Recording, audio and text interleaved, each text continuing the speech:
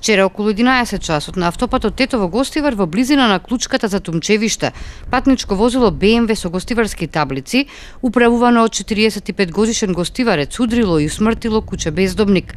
Куќето, велат од полицијата, неконтролирано се движело по автопатот.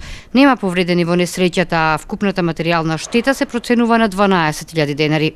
Неприлагодена брзина според условите на патот била причината за незгодата која вчера околу 14 часот се случила во непосредна близина на манастирот Свети Јован Бигорски. Патничко возило Мицибуши со скопски регистарски таблици, што го управувал 32 годишник од Скопје, загубило контрола и удрило во металниот заштитен браник. Извршени увид и се утврдуваат причините за несреќата, во која материјалната штета се проценува на 50.000 денари. Почитувањето на правилата за обиколување и престигнување се контролирало и вчера во Тетовско. Со акцијата биле опфатени 22 возила. Вработените од полициската станица за безбедност на патниот сообраќај, кај 6 од нив констатирале непрописно престигнување. Најголемиот дел од прекршувањата биле на регионалниот пат Тетово-Јажинце. Прекршителите ќе добијат платни налози и глоба од 300 евра, како и пријави за времено одземање на дозволите од 3 месеци до 1 година.